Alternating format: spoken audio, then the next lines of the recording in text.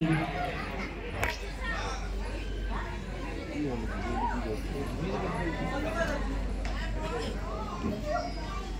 অনুষ্ঠান পুরোদমে এগিয়ে চলেছে।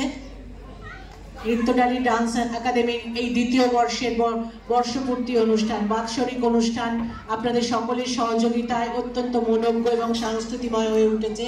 আজকের সন্ধ্যা একটার পর একটা নৃত্য, সঙ্গীত এবং আবৃত্তির মধ্য দিয়ে এর পরের আবৃত্তি, সমবেত আবৃত্তির জন্য আমি অনুরোধ করছি সকলকে হাওড়া